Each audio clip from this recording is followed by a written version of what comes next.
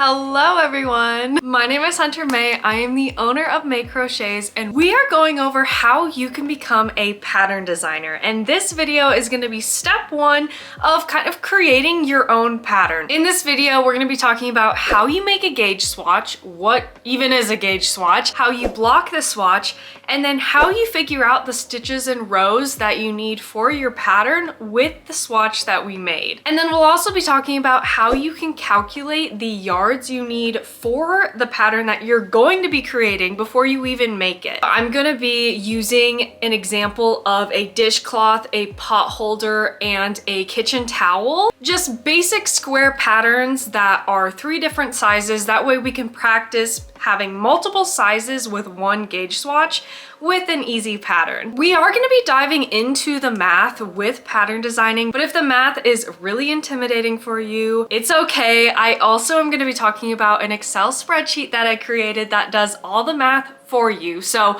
I will be showing you how to do the math, but I also have this Excel spreadsheet to help you out. If you get a little too intimidated, don't worry about it. You can go check out the spreadsheet as well. So this is step one. The next video is gonna be us actually sitting down and writing this pattern out using my 3 kitchen set items as an example. But for now, let's dive into step one of how to become a pattern designer and design your own pattern. So obviously the very first step of designing your own pattern is you need to know, number 1, what pattern are we making? Number 2 is you need to figure out what yarn you want to use. So because it's a kitchen set, we want to use cotton because cotton will not melt if you put like a hot pan on it or something. I'm making a pot holder, so we want to make sure that whatever fiber that I use is going to be able to be held up in the kitchen. So I am using cotton. And then number 3, you need to figure out the size of hook you want to use. Because this will be in the kitchen, I want my stitches to be somewhat condensed. I don't want there to be holes in my project. So I'm gonna be using a G hook, and this hook is from Furls. I highly recommend their hooks. They're so nice.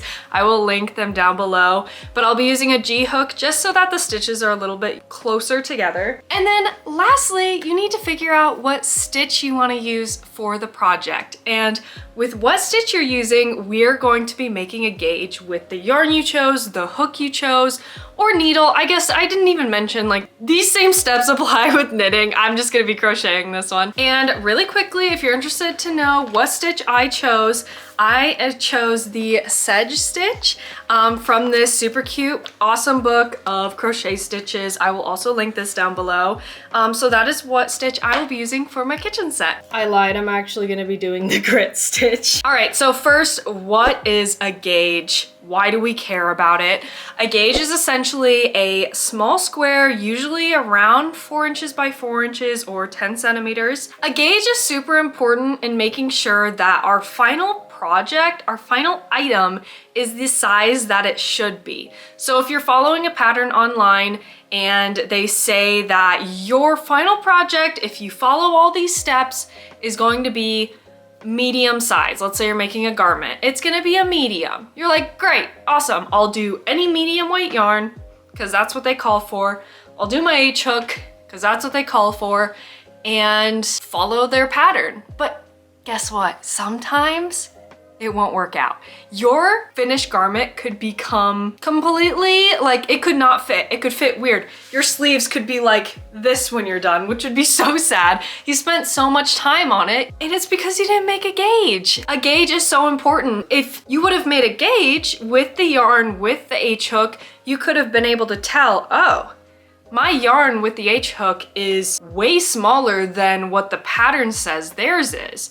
That means your finished item is not going to be the same as their finished item. Sometimes things like that just happen. It could be your tension. Yarns sometimes fluctuate between thickness as well. So many factors can happen, but if you make the gauge right away, you will ensure that what you make actually matches what it should be. So when it comes to being a pattern designer, you want to help people that are making your pattern. You want to make a gauge swatch. That way you can tell people, hey, this is the yarn, this is the size that I worked with. That way they're able to recreate the same size that you did, so they don't have all of their work wasted by not doing a gauge swatch and realizing that the hook and yarn they used completely doesn't work for the pattern. It's so sad. I have a project downstairs right now that I have needed to frog for about a year now because I refused to make a gauge swatch and it turned out way too big.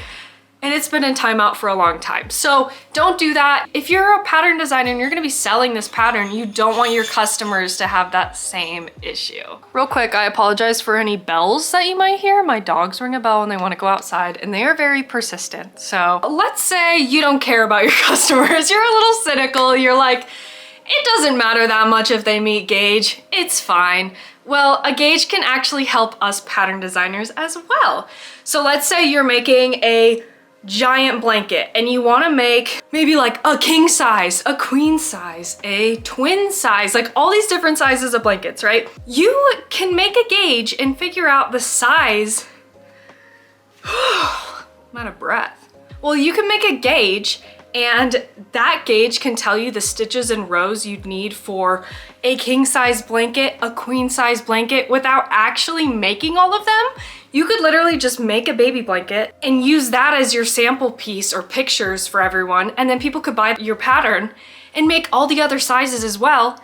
And you don't have to waste all this time making all those sizes because you made a gauge swatch and you were able to do the math for those sizes without actually making them. So let's go over how you actually make a gauge for the pattern you want to make. So when starting to make your gauge swatch, you're going to need the yarn that you want to use and the hook and the stitch, like I mentioned.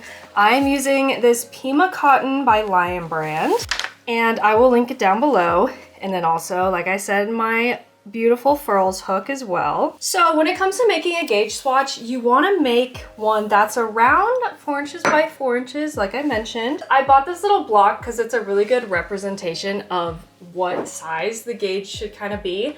And the reason for making it this big is that it gives us a better ratio of stitches in inches or centimeters to calculate the stitches and rows later within our pattern. So it kind of depends on what you're doing, if you're doing knit or crochet, but with me doing crochet, I'm gonna essentially just chain a number that I think is around 4 inches. Something to keep in mind, if the chain measures 4 inches, but you add a couple rows on top of it, it might not measure 4 inches anymore. We might wanna do like 2 or 3 rows on your gauge first, remeasure it, and then adjust it accordingly. I did a little bit too much. I'm going to take away some. And then for my stitch specifically, I also need an even amount of stitches. So I'm gonna make sure I have that as well. It's about that 4-inch mark, so I think I'm actually going to just keep going with my swatch here. But if you found that once you start working like 2 or 3 rows that your stitch has completely shrunken a bit, you might want to take it apart and make it a little bit bigger. Note how much more it shrunk and make sure you add the right amount of stitches onto it. But I am just going to keep working my stitch until I get all the way up to the top of my square where I have about 4 inches by 4 inches. I had a thought while working on this gauge here that I wanted to mention. That is another bonus of making a gauge swatch. I know it sucks. It sucks to have to make this when you just want to jump into your project, but it is very important to do it. But another benefit of it is that you can see an example of what the pattern is gonna look like when you're done. So you're able to see, oh, I really like this color. Or maybe you're like, you know what? I actually don't like this yarn with this stitch.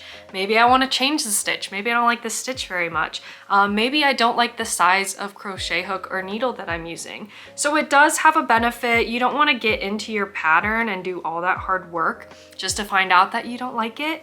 You could have figured that out by your gauge swatch. So that's just another thing that I wanted to mention that is a benefit of making a gauge. Okay, so I finished my gauge. So I didn't fasten off because I'm actually going to take this gauge apart when I'm done with it because I'm gonna use it for my project because there's no reason just to have this gauge sitting around. So I use it for my project as well.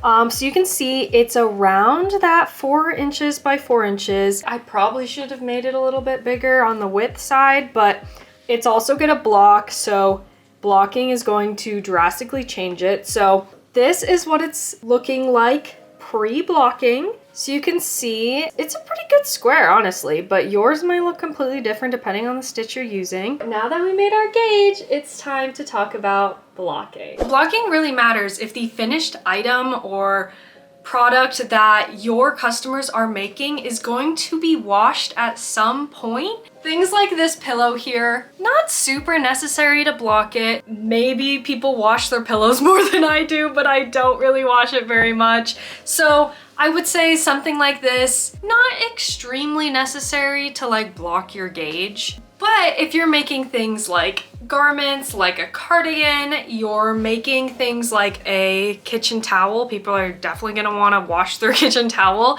you need to block your gauge and the finished item. Once a fiber is washed, the fiber is going to stretch a bit. So if you wrote a pattern for a cardigan and you used a pre-blocked gauge for the measurements, after you wash your cardigan, it's probably gonna be huge on you. It's going to have the arm super long.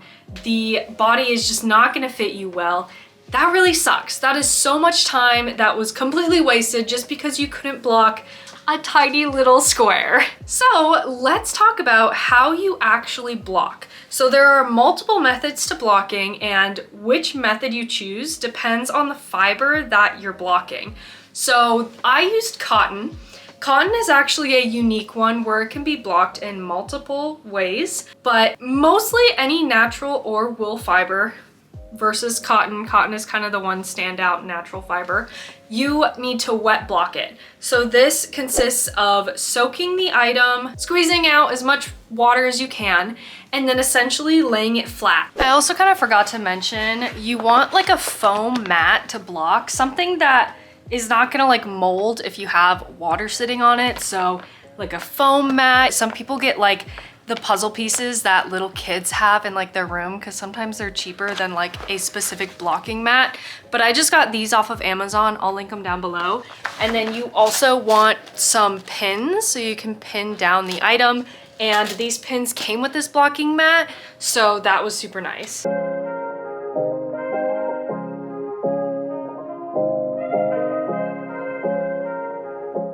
When it comes to acrylics actually do not block with just water. They will not block. Nothing will happen to them, actually. I have made that mistake before. I water blocked it and then was like, why is this not doing anything?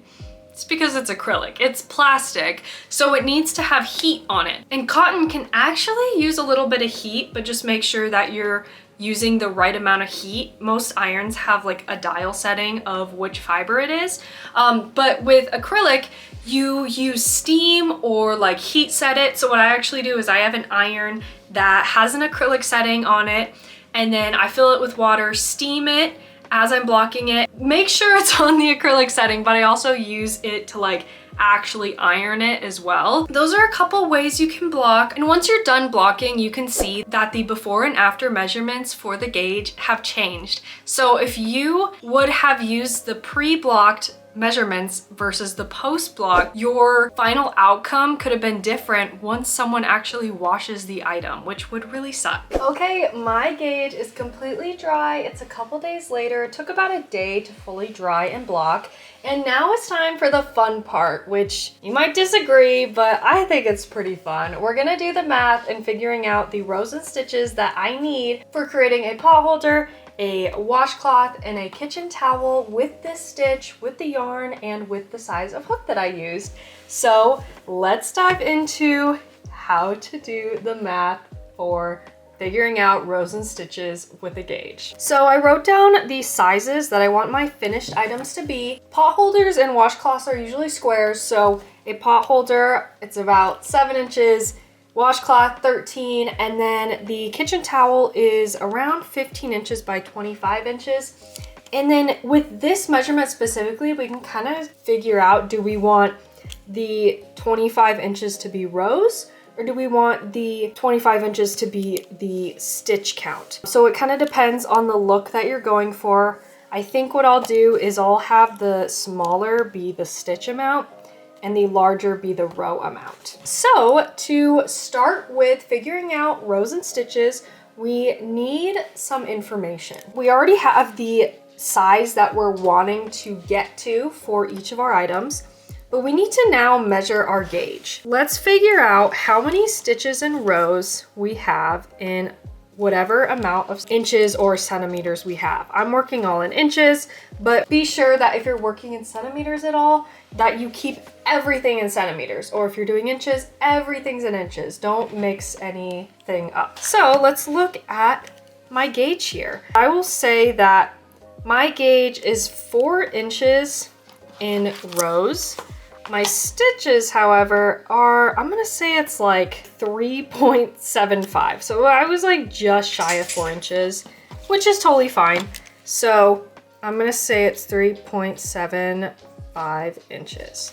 So now we have to figure out how many rows and stitches I have in that amount. So I had 14 stitches across. So I'm gonna say I have 14 stitches in 3.75 inches. And then my amount of rows, I also had 14, which is kind of interesting. So we can put the gauge to the side now. It has told us everything we need to know about the measurements. If you are really intimidated by the math, I don't blame you. It's a little scary. I am gonna be talking about my Excel spreadsheet, which I'm actually using right here to help me out while I'm recording this, that I will walk you through how to use it, and it will do the math for you, so you don't have to sit down and do the math like I'm doing here. This is just walking through to show you how the math works. That way, if you want, you can work without the Excel spreadsheet, but the Excel spreadsheet will do all of this for you if you get intimidated. So I think what we're gonna do is we're gonna set up a little equation, because I love math equations. So what we're essentially gonna do is, let's work on the pot holder first. So for the pot holder, we need it 7 inches by 7 inches. So that means that our rows and stitches both need to be 7 inches. So what we're gonna do is we're gonna set up our equation. We'll do rows first. We know that we have 14 rows in 4 inches. We're gonna set that equal to X number of rows, because we're not sure how many rows we need yet, over 7 inches. So we know we have 14 rows in 4 inches. So how many rows do we need for 7 inches? And then with this math, if you remember your math classes at all, we do cross multiplication. So we're gonna cross multiply here. So we do 14 times 7 equals 4x. And then we divide by 4 on both sides, where the amount of rows that we need is equal to 14 times 7 divided by 4. Just to walk through the math a little bit there, that is essentially what we're doing. And then I'm using my spreadsheet here because I don't want to do the full math here. 14 times 7 divided by 4 is 25 rows. So my pot holder needs to be 25 rows by, now we need to figure out the amount of stitches that I need. So the stitch ratio is 14 stitches right here over 3.75 inches. We're gonna equal that to X number of stitches, because we're not sure what they are yet, over 7 inches, because that's what we want. Then we're gonna cross multiply, then divide. So we have 14 times 7 divided by 3.75, and that should be the amount of stitches we need. So the amount of stitches we need is 28 stitches. So for my pot holder, I need to make a square that is 28 stitches wide and 25 rows tall. So one thing to keep in mind with your stitch count is if you need a specific amount or ratio. So for my stitch specifically, I needed an even number of stitches. You just want to make sure that you either round up or round down to the multiple that you need. So mine was 28 when I rounded up. So that is the pot holder. Now let's do the washcloth. So the washcloth is 13 inches by 13. So we need to figure out the rows and stitches. So we do exactly the same math as we did with the 7 here, but we're gonna actually plug in 13 instead. So what we're doing is, we know we have 14 inches, or 14, I keep doing that, 14 rows in 4 inches, and we wanna figure out how many rows are in 13 inches. So we cross multiply, divide over, so X rows equals 14 times 13. Oh wow, that was a weird 3. Divided by 4. So our number of rows that I need is 46 rows. So I need 46 rows by, then the amount of stitches, we're doing the same exact thing. So we're doing 14 stitches in 3.75 inches equals, we don't know how many stitches over 13 inches. Cross multiply, divide over, so the amount of stitches is 14 times 13 divided by 3.75. I need to make sure this number is even, so in rounding up, I get 50. So my washcloth needs to be 46 rows by 50 stitches. Is it starting to make sense of the math that we need to do and how our gauge helped us in figuring this math out? I know before I even make these items that they're gonna be the right size that I need. So we'll end with the final one. It's a little bit different because the kitchen towel is not a square. So we need 15 inches by 25 inches. So like I said, I think I'm gonna do the 15 as the stitch count. So, and then 25 is the row count. So let's figure out the row count first. So the row count is 25 inches. So we know we have 14 inches, or gosh, I did it again. We know we have 14 rows in 4 inches. We're not sure how many rows we'll have in 25 inches. Cross multiply, where the amount of rows we have is 14 times 25 divided by 4, which is 88 rows. So I need 88 rows to fit 25 inches. And let's figure out how many stitches I need. So we know I have 14 stitches in 3.75 inches.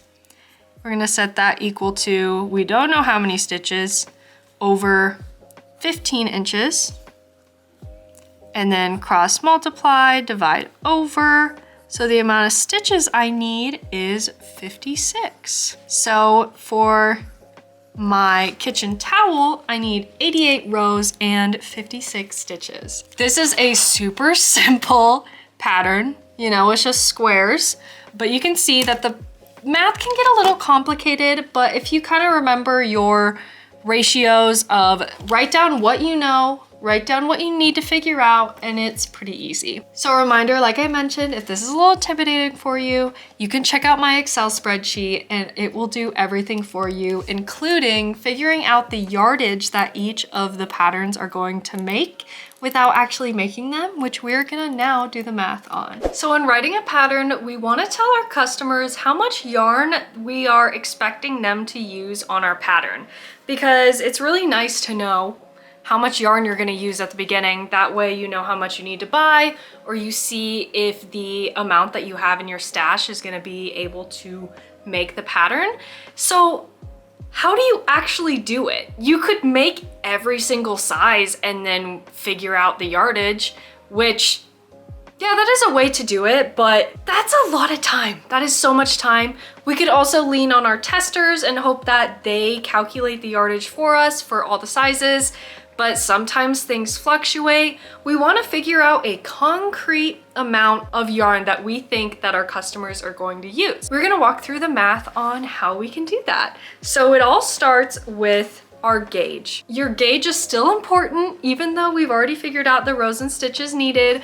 We are also going to use it to calculate how many yards or meters we're going to use throughout our pattern. So the first thing that you need to do is you need to weigh your gauge. So the way to do this is by a kitchen scale. So you're actually going to put the gauge on the scale and weigh it and write down the grams or ounces that the scale tells you. So I usually do grams because it just is nicer. And I also have a precision scale because a gauge can be pretty light and a precision scale is just super nice because you get the most accurate results. I'll link it down below. It's super nice to use and I'm just that much more accurate with my estimated yardage. You're then going to look at your yarn's yarn label and we're going to take a look at the ounces or grams and the yards or meters. Make sure whatever you measured with the scale is the number that you are grabbing from the yarn label. So if you measured in grams, make sure you get the yarn's grams and vice versa with ounces. And then whatever you want to calculate. So if you want to figure out the yardage, then you want to grab the yarn's label's yards. If you want to calculate the meterage, then you grab the meters. And now that we have those measurements, it's time to get back into doing some math. So I wrote down all the information we know and we are going to calculate how many yards we're going to use for each of the 3 items. So the information we need to know is the yards or meters. I'm going to calculate the yards that I'm using.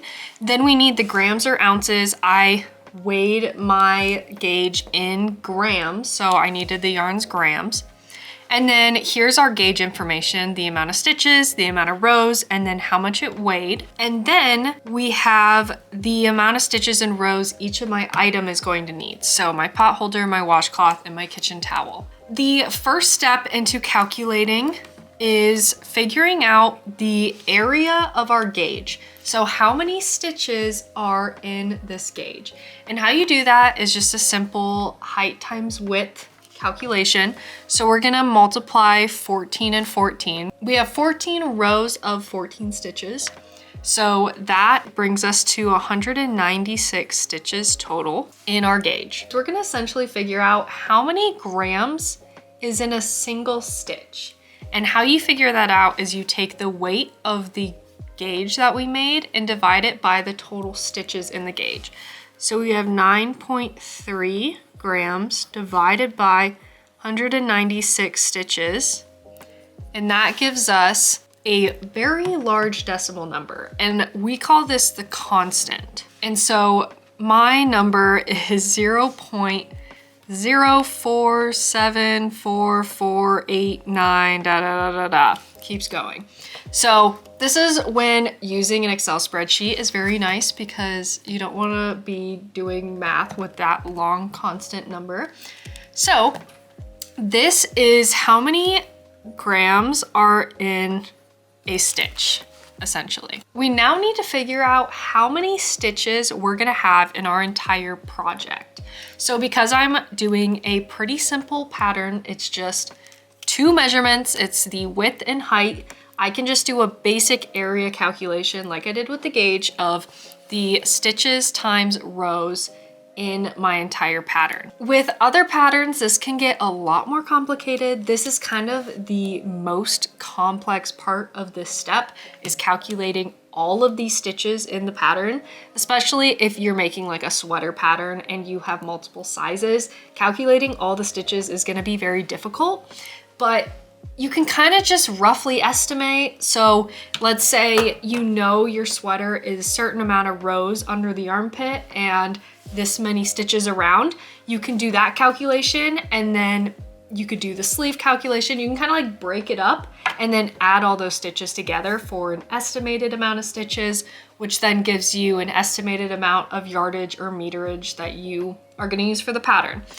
And then that's where testers come in, where they can verify those numbers that you came up with on your own. So now we need to calculate how many stitches are gonna be in each of my 3 items. So like I said, we're just gonna do a simple area calculation. I'm gonna start with the washcloth. So essentially we're just gonna do 58 stitches times 46 rows, which is 2,300 stitches total. The kitchen towel is 4,928 stitches. And then the pot holder's a little bit different. I want to double line it. That way it is thicker and is gonna be better for setting a pot on. So technically I'm gonna have it be this size, but I'm gonna double it because there's gonna be 2 of them put together and essentially sewn together or work together.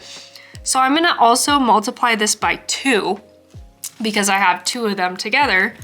And so that amount is 1,400 stitches. So those are our total number of stitches in each of the projects. So now from that calculation, from our constant, from our yarn information, we're gonna calculate the estimated yardage, in my case, because I picked the yards, that each of the patterns are going to have. So we'll start with the pot holder. We're gonna take the number of stitches, so 1,400 stitches. We're gonna times it by the constant value. So this 0.047 grams per stitches. So then the stitches cancels out. If you remember math with how units cancel, we're canceling our units out. It might help a little bit in explaining why we are doing what we're doing. And then once we do that, we're going to times it by our yards or meter number. So mine is 186 yards. And then we're gonna take all of this and divide it by our gram number. So my 100 grams. And then that means our 2 gram units cancel out. And we end with our yards. And all of this comes out to 124 yards. So for my pot holder, I need 124 yards of yarn to make it. Pretty cool, right? So I was able to just make this single gauge, and I know the size that my project needs to be. I also know how much yarn I'm gonna use for the project. So now let's do that for the other patterns as well. So for the washcloth, we have 2,300 stitches times the constant value, so the really long decimal, grams per stitches, where the stitches are canceling out. We're gonna multiply it by the 186, because my yarn hasn't changed, and I'm dividing it by 100 grams, where the grams cancel out. And this equals 203 yards for my washcloth. And then last one, my kitchen towel. So it's 4,928 stitches times the constant times the yards divided by the grams. And that equals 435 yards for the kitchen towel. And that is how many yards I need for my project. And like I mentioned, all of this can be done within my Excel spreadsheet. The one thing that my Excel spreadsheet can't help you with is the area calculations, or the calculating how many stitches you're gonna have in each size or each project. And the reason for that is just because all patterns are different. It's not always gonna be a square. The calculation for how many stitches is gonna be vastly different depending on the pattern that you're making. So that is something that you'll have to do yourself. For me, like in my case, this was a super easy just area calculation, width times height. So if you can break your pattern into that, you can do the math within my Excel spreadsheet and it'll help you out, and you don't have to do it like on paper like I'm doing here. So now we know that I need that much yarn for my project, which actually comes out to a little over 4 skeins of yarn, and I only have 3. So I already know that I don't have enough yarn to make all 3 of these, but that is how you calculate the amount of yarn that you're gonna use with your gauge as well. And that is all I have for you for this very first step in how to design a pattern. We went through a lot. This is a long video. Be sure to rewatch it every time you're creating a new pattern, follow along. We went through how to create a gauge, how to block your gauge, how to do the math on a gauge of figuring out your stitches and rows for your pattern, and also figuring out the yards or meters that your pattern is going to use of yarn. I really hope this video helped you out and made it maybe a little bit less intimidating in becoming a pattern designer. Also, if it is super intimidating with the math, you can check out the Excel spreadsheet that I have, which is linked down below.